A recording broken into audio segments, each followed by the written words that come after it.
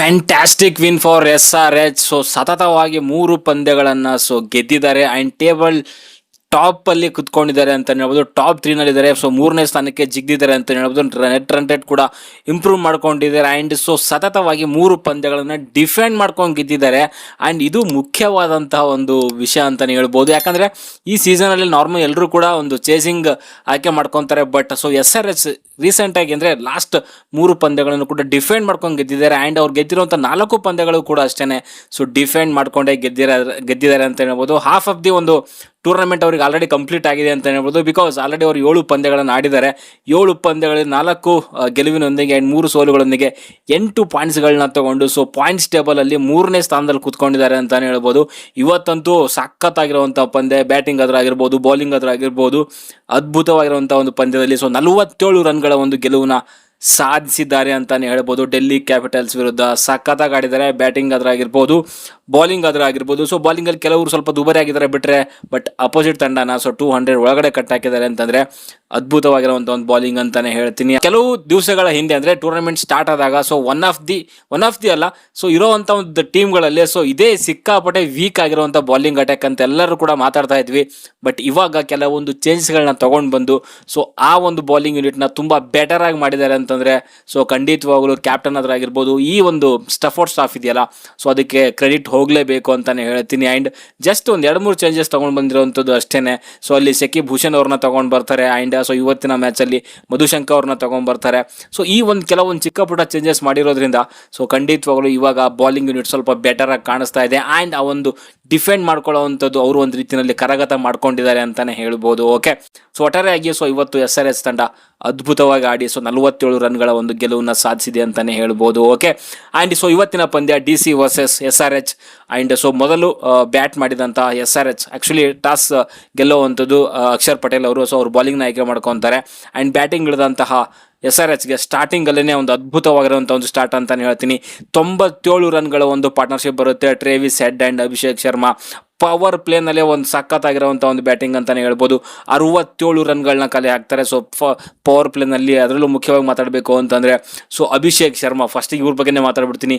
ಎಂಥ ಬ್ಯಾಟಿಂಗ್ ಮಾರಾಯ, 135 in 68 deliveries, 10 boundary, 10 sixer ಒಂದಿಗೆ 198 ಆಲ್ಮೋಸ್ಟ್ 200 ಸ್ಟ್ರೈಕ್ ರೇಟ್ ಅಲ್ಲಿ ಮಾಡಿರುವಂಥದ್ದು ಅದ್ಭುತವಾಗಿರುವಂಥ ಒಂದು ಶತಕ ಅಂತಾನೆ ಹೇಳ್ತೀನಿ.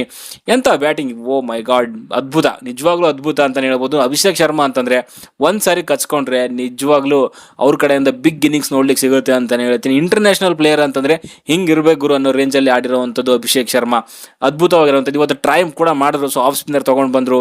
ಸೊ ನಿತೀಶ್ ರಾಣಾಗೆ ಫಸ್ಟ್ 1-2 ಸ್ವಲ್ಪ ಏನೋ ನೋಡ್ಕೊಂಡು ಆಡಿದ್ರು ಬಿಟ್ರೆ, ಅದಾದ್ಮೇಲೆ ಸೊ ಪವರ್ ಪ್ಲೇನಲ್ಲಿ ಸೊ 3 ಸಿಕ್ಸರ್ಗಳನ್ನ ಬಾರಿಸ್ತಾರೆ ನಿತೀಶ್ ರಾಣಾಗೆ. ಅಲ್ಲಿಂದ ಯಾವ ಬೌಲರ್ಗೂ ಕೂಡ ಬಿಡಲಿಲ್ಲ, ಬಿರ್ರಿ ಬೀಸಾಕಿದ್ರು ಅಂತಾನೆ ಹೇಳ್ಬೋದು.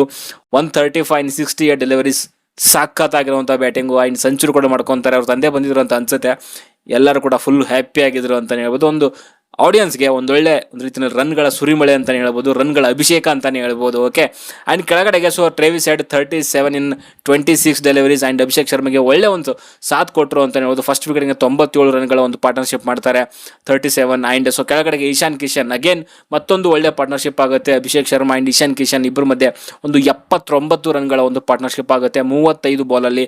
ಅಭಿಷೇಕ್ ಶರ್ಮಾ ಅಂಡ್ ಸೊ ಇಶಾನ್ ಕಿಶನ್ ಕೂಡ ಅಷ್ಟೇ 25 ರನ್ ಮಾಡ್ತಾರೆ, 13 ಡೆಲಿವರೀಸ್. ಅನ್ಲಕ್ಕಿ ಅಂತಾನೆ ಹೇಳ್ಬೋದು, ತುಂಬಾ ಚೆನ್ನಾಗಿ ಆಡ್ತಾ ಇದ್ರು.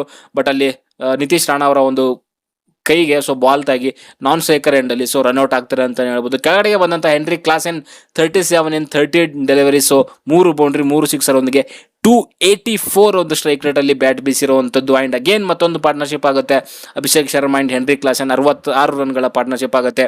ಅಂಡ್ ಇಬ್ರು ಕೂಡ ಒಂದು ಒಳ್ಳೆ ಫಿನಿಶ್ ನ ಕೊಡ್ತಾರೆ. ಫಸ್ಟ್ ಇನ್ನಿಂಗ್ಸ್ಗೆ 242 ರನ್ಗಳನ್ನ ಮಾಡ್ತಾರೆ 20 ಓವರ್ಗಳಲ್ಲಿ ಅಂತಾನೆ ಹೇಳ್ಬೋದು.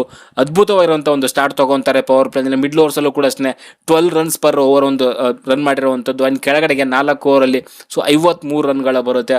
ಒಟ್ಟಾರೆಯಾಗಿ ಸೊ ಸ್ಟಾರ್ಟಿಂಗ್ ಹತ್ರ ಆಗಿರ್ಬೋದು, ಮಿಡ್ಲ್ ಓವರ್ಸ್ ಹತ್ರ ಆಗಿರ್ಬೋದು, ಫಿನಿಶ್ ಹತ್ರ ಆಗಿರ್ಬೋದು, ಸಖತ್ತಾಗಿರುವಂಥ ಒಂದು ಬ್ಯಾಟಿಂಗ್ ಅಂತಂದ್ರೆ ಅದು SRH ಕಡೆಯಿಂದ ಬಂದಿದೆ. ಮುಖ್ಯವಾಗಿ ಮಾತಾಡಬೇಕು ಅಂತಂದ್ರೆ ಅದೇ ಅಭಿಷೇಕ್ ಶರ್ಮಾ ಅವರ ಒಂದು ಸೆಂಚುರಿ 135 ಮಾಡ್ತಾರೆ ಅಂತಾನೆ ಹೇಳ್ತೀನಿ. ಓಕೆ, ಅಂಡ್ ಇನ್ನು ಸೊ DC ಬೌಲಿಂಗ್ ಅಂತ ಬಂದಾಗ ಸೊ ಎಲ್ಲರೂ ಕೂಡ ದುಬಾರಿ ಆಗಿದ್ದಾರೆ ಅಂತ ಹೇಳ್ಬೋದು. ಯಾರು ಕೂಡ 10 ಬಿಲೋ ಇಲ್ವೇ ಇಲ್ಲ ಎಕಾನಮಿ. ಬಟ್ ವಿಕೆಟ್ ಹೋಗಿರುವಂಥದ್ದು ಒಂದೇ ಒಂದು, ಅದು ಅಕ್ಷರ್ ಪಟೇಲ್ಗೆ ಬಿದ್ದಿರುವಂಥದ್ದು. ಸೊ ಅದು ಬಿಟ್ಟರೆ ಯಾವ ಒಂದು ವಿಕೆಟ್ ಕೂಡ ಯಾವ ಒಬ್ಬ ಬೌಲರು ಕೂಡ ತಗೊಂಡಿಲ್ಲ ಅಂತ ಹೇಳ್ಬೋದು. ಎಲ್ಲರೂ ಕೂಡ ದುಬಾರಿ ಆಗಿದ್ದಾರೆ. So normally so D C bowling ಅಂತ ಬಂದಾಗ ತುಂಬ ಚೆನ್ನಾಗಿ ಮಾಡ್ತಾರೆ, ಒಳ್ಳೆ ಬೌಲಿಂಗ್ ಯೂನಿಟ್ ಅಂತ ಹೇಳ್ತೀವಿ. ಬಟ್ ಇವತ್ತು ಎಲ್ಲರೂ ಕೂಡ ಎರ್ರ ಬಿರಿ ಬಾರ್ಸಾಕ್ಬಿಟ್ಟಿದ್ದಾರೆ SRH ಬ್ಯಾಟರ್ಗಳು ಅಂತಾನೆ ಹೇಳ್ತೀನಿ. ಓಕೆ, ಅಂಡ್ ಈ ಒಂದು 243 ರನ್ಗಳ ಒಂದು ಗುರಿನ ಬೆನ್ನತ್ತದಂತ ಸೊ ಡೆಲ್ಲಿ ಕ್ಯಾಪಿಟಲ್ಸ್ ಅವರಿಗೆ ಸ್ಟಾರ್ಟಿಂಗ್ ಅಲ್ಲಿ ಆಗತ್ತ ಅಂತಾನೆ ಹೇಳ್ತೀನಿ. ಬಿಕಾಸ್ ಸೊ 3ನೇ ಓವರ್ನೇ ಸೊ ನಿಸಂಕ ಅವರು ಔಟ್ ಆಗ್ತಾರೆ, ಮಧುಶಂಕ ಅವರ ಬೌಲಿಂಗ್ ಅಲ್ಲಿ. ಸೊ ಲಿಯಾಮ್ ಲಿವಿಂಗ್ಸ್ಟನ್ ಅವರಿಗೆ ಕ್ಯಾಚ್ ಕೊಟ್ಟು ಔಟ್ ಆಗ್ತಾರೆ ಅಂತಾನೆ ಹೇಳ್ಬೋದು. ನಾರ್ಮಲಿ ಸೊ 240 200+ ನೀವು ಚೇಸ್ ಮಾಡ್ತಿದ್ದೀರಿ ಅಂತಂದ್ರೆ ಸೊ ಸೆಕೆಂಡ್ ಇನ್ನಿಂಗ್ಸ್ ಅಲ್ಲಿ ಸೊ ಚೇಸ್ ಮಾಡುವಂತ ತಂಡ ಮಿನಿಮಮ್ ಅಂದ್ರೂ ಕೂಡ ಸೊ ಪವರ್ ಪ್ಲೇ ನಲ್ಲಿ 80 ರನ್ಗಳನ್ನ ಗಳಿಸಲೇಬೇಕು. ನೀವು ವಿಕೆಟ್ 1 hour ಹೋಗ್ಲಿ ಅಥವಾ 2 hour ಹೋಗ್ಲಿ, ಬಟ್ ರನ್ಗಳು ನನ್ನ ಪ್ರಕಾರ 80 ರನ್ಸ್ಗಳು ಬೇಕೇ ಬೇಕು. ನೀವು 240 ಹೋಗ್ತಿದ್ದೀರಾ ಅಂತಂದ್ರೆ ಪವರ್ ಪ್ಲೇನಲ್ಲಿ ಸೊ 80 ರನ್ಸ್ ಮಿನಿಮಮ್ ಬೇಕು. 20 ರನ್ಸ್ ನೀವು 10 ರನ್ಸ್ ಪರ್ ಓವರ್ ಅಂದ್ರೂ ಕೂಡ 20 ರನ್ಸ್ ಎಕ್ಸ್ಟ್ರಾ ಮಾಡಲೇಬೇಕು. ಪವರ್ ಪ್ಲೇನಲ್ಲಿ ರನ್ ಬಂದಿಲ್ಲ ಅಂತಂದ್ರೆ ತುಂಬ ಕಷ್ಟ ಆಗುತ್ತೆ. ಬಟ್ ಇಲ್ಲಿ ನಿಸಾಂಕ ಅವರು ಸೊ 3ನೇ ಓವರಲ್ಲಿ ಔಟ್ ಆಗ್ತಾರೆ 8 ರನ್ ಮಾಡಿ 6 ಬಾಲಲ್ಲಿ. ಬಟ್ ಅದು ಔಟ್ ಆಗಿದ್ದಾದ್ಮೇಲೆ ನಿತೀಶ್ ರಾಣಾ ತುಂಬ ಚೆನ್ನಾಗಿ ಆಡಿದ್ರು ಇವತ್ತು. So KL Rahul and Nitish Rana ಮಧ್ಯೆ ಒಂದು ಒಳ್ಳೆ ಪಾರ್ಟ್ನರ್ಶಿಪ್ ಆಗುತ್ತೆ. 86 ರನ್ಗಳ ಒಂದು ಪಾರ್ಟ್ನರ್ಶಿಪ್ ಆಗುತ್ತೆ 45 ಡೆಲಿವರೀಸ್ ಅಲ್ಲಿ. ಸೊ ಅಲ್ಲಿ ನಿತೀಶ್ ರಾಣಾ 57 ರನ್ ಮಾಡ್ತಾರೆ 30 ಬಾಲಲ್ಲಿ. 190 ಸ್ಟ್ರೈಕಲ್ಲಿ ಮಾಡಿರುವಂಥದ್ದು ಇವತ್ತು ತುಂಬ ಚೆನ್ನಾಗಿ ಕಾಣಿಸ್ತಾ ಇದ್ರು ಇವತ್ತು. ಸೊ 7 ಬೌಂಡ್ರಿ ಆ್ಯಂಡ್ 3 ಸಿಕ್ಸರ್ ಒಂದಿಗೆ ಅದ್ಭುತವಾಗಿರುವಂಥ ಒಂದು ಬ್ಯಾಟಿಂಗ್ ಅಂತ ಹೇಳ್ತೀನಿ. ಇಶಾನ್ ಮಲಿಂಗ್ ಅವರ ಬೌಲಿಂಗ್ ಅಲ್ಲಿ ಅಭಿಷೇಕ್ ಶರ್ಮಾ ಅವರಿಗೆ ಕ್ಯಾಚ್ ಕೊಟ್ಟು ಔಟ್ ಆಗ್ತಾರೆ. ಆ್ಯಂಡ್ KL ರಾಹುಲ್ ಕೂಡ ಅಷ್ಟೇ ಒಂದು ಡೀಸೆಂಟ್ ಇನ್ನಿಂಗ್ಸ್ ಅಂತಾನೆ ಹೇಳ್ತೀನಿ. ಇಬ್ಬರು ಓಪನರ್ ಅಲ್ಲಿ ಯಾರಾದರೂ ಒಬ್ಬರು ಓಪನರ್ ತುಂಬ ಒಂದು ಬಿಗ್ ಇನ್ನಿಂಗ್ಸ್ ಆಡಬೇಕಾಗಿತ್ತು. ಬಟ್ ನಿಸಂಗ ಕೂಡ ಬೇಗ ಔಟ್ ಆಗ್ತಾರೆ. ಆ್ಯಂಡ್ ಅಲ್ಲಿ ರಾಹುಲ್ ಕೂಡ 37 in 23 ಡೆಲಿವರೀಸು 3 ಸಿಕ್ಸರ್ಗಳನ್ನ ತಗೊಂತಾರೆ. ಆ್ಯಂಡ್ ಶಕೀಬ್ ಹುಸೇನ್ ಅವರ ಬೌಲಿಂಗ್ ಅಲ್ಲಿ ಸೊ ಅಭಿಷೇಕ್ ಶರ್ಮಾ ಅವರಿಗೆ ಕ್ಯಾಚ್ ಕೊಟ್ಟು ಔಟ್ ಆಗ್ತಾರೆ. ರಾಹುಲಿಂದ ಬಿಗ್ ಇನ್ನಿಂಗ್ಸ್ ಬರ್ತಾ ಇಲ್ಲ. ಸೊ ರೀಸೆಂಟ್ IPL ಸೀಸನ್ಗಳು ತಗೊಂತಾ ಇದ್ರೆ ಜಸ್ಟ್ 50 60 ಸೊ ಈ ಒಂದು ಇದರಲ್ಲೇ ಇದ್ದಾರೆ. ಬಟ್ ಬಿಗ್ ಇನ್ನಿಂಗ್ಸ್ ಈಗ 240 ಎಲ್ಲ ಆಗ್ತಿದೆ ಅಂತಂದ್ರೆ ಸೊ ಅಭಿಷೇಕ್ ಶರ್ಮಾ ತರ ಒಂದು ಬಿಗ್ ಇನ್ನಿಂಗ್ಸ್ ಅವರಿಂದ ನಿರೀಕ್ಷೆ ಮಾಡಬೇಕಾಗುತ್ತೆ. ಬಿಕಾಸ್ ಅಂತ ಕ್ವಾಲಿಟಿ ಇರುವಂಥ ಬ್ಯಾಟ್ಸ್ಮನ್ ಸೊ ಕಚ್ಕೊಂಡ್ರೆ ಮೇ ಬಿ ಚೆನ್ನಾಗಿ ಆಡ್ತಾರೆ. ಬಟ್ ಆಗ್ತಾ ಇಲ್ಲ KL ರಾಹುಲ್ ಕಡೆಯಿಂದ. ಅದೇ ಮೇ ಬಿ ಒಂದು ಸೆಟ್ ಬ್ಯಾಕ್ ಅಂತ ಹೇಳ್ಬೋದು DC ಕಡೆಯಿಂದ. ಅಲ್ಲಿ ನಿತೀಶ್ ರಾಣಾ ಔಟ್ ಆಗಿದ್ದಾದ್ಮೇಲೆ ಸಮೀರ್ ರಿಜ್ವಿ ಬರ್ತಾರೆ, ಅವ್ರ ಕಡೆಯಿಂದ ಕೂಡ ಅಷ್ಟೇ ಅಂತ ಬಿಗ್ ಇನ್ನಿಂಗ್ಸ್ ಬರಲ್ಲ. ಜಸ್ಟ್ 41 in 28 ಡೆಲಿವರೀಸ್ ಮಾಡ್ತಾರೆ. ಇನ್ನು ಸ್ವಲ್ಪ ಸ್ಟ್ರೈಕ್ ರೇಟ್ ತುಂಬ ಚೆನ್ನಾಗಿ ಆಗಬೇಕಾಗಿತ್ತು. ಬಟ್ ಇಲ್ಲಿ ಮೇಜರ್ ಆಗಿರುವಂಥ ಒಂದು ಟರ್ನಿಂಗ್ ಪಾಯಿಂಟ್ ಅಂತಂದರೆ ಈ ಚೇಸಲ್ಲಿ ಡೇವಿಡ್ ಮಿಲ್ಲರ್ ಅವರ ಒಂದು ವಿಕೆಟ್ ಅಂತಲೇ ಹೇಳ್ಬೋದು. ಬಿಕಾಸ್ ಇಶಾನ್ ಮಲಿಂಗ್ ಅವರು ಒಂದೇ ಓವರಲ್ಲಿ 2 ವಿಕೆಟ್ ತೆಗಿತಾರೆ. ಸೊ ಅಲ್ಲಿ so David Miller out ಆಗಿದ್ದಾದ್ಮೇಲೆ first duck out ಆಗ್ತಾರೆ. ಆ್ಯಕ್ಚುಲಿ ಅವ್ರೇನಾದರೂ ಇದ್ದಿದ್ದರೆ ಮೇ ಬಿ ಈ ಒಂದು ರಿಸಲ್ಟೇ ಬೇರೆ ಆಗ್ತಿತ್ತು ಅಥವಾ ಇನ್ನೊಂಚೂರು ಹತ್ರ ಹೋಗ್ಬೋದಾಗಿತ್ತು ಇವತ್ತು. And David Miller and stubs ಇಬ್ಬರು ಕೂಡ ಆಡಿದ್ದಿದ್ರೆ ಸೊ ಖಂಡಿತವಾಗ್ಲೂ ಆ ಒಂದು ಸ್ಕೋರ್ನ ಚೇಸ್ ಮಾಡ್ಬೋದಾಗಿತ್ತು.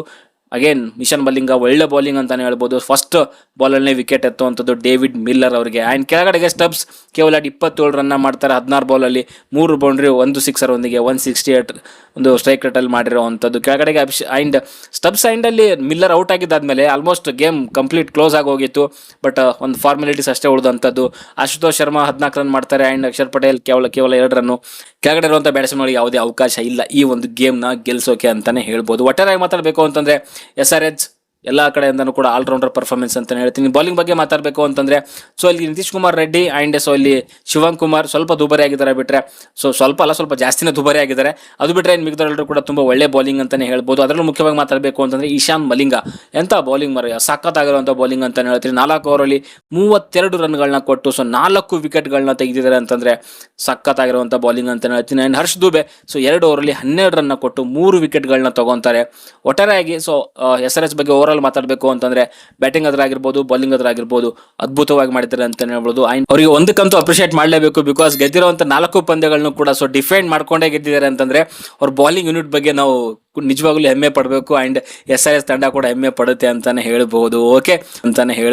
ಓಕೆ ಸೊ ಇಷ್ಟಾಗಿತ್ತು ಸೊ ಇವತ್ತಿನ ಪಂದ್ಯದ ಸಾರಾಂಶ. ಆ್ಯಂಡ್ ಅಭಿಷೇಕ್ ಶರ್ಮಾ ಅವರಿಗೆ ಖಂಡಿತವಾಗ್ಲೂ so man of the match ಕೊಡ್ತಾರೆ ಅಂತ ಅನ್ಕೊಂತೀನಿ. ಓಕೆ ಸೊ ಸದ್ಯಕ್ಕೆ ವಿಡಿಯೋದಲ್ಲಿ ಇಷ್ಟೇ. ಸೊ ನಿಮ್ಮ ಅನಿಸಿಕೆ ಅಭಿಪ್ರಾಯ ಕಮೆಂಟ್ ಬಾಕ್ಸ್ ಅಲ್ಲಿ ತಿಳಿಸಿ ಅಂತ ಹೇಳ್ತಾ ಮುಂದಿನ ವಿಡಿಯೋದಲ್ಲಿ ಸಿಗೋವರೆಗೂ ಬಾಯ್.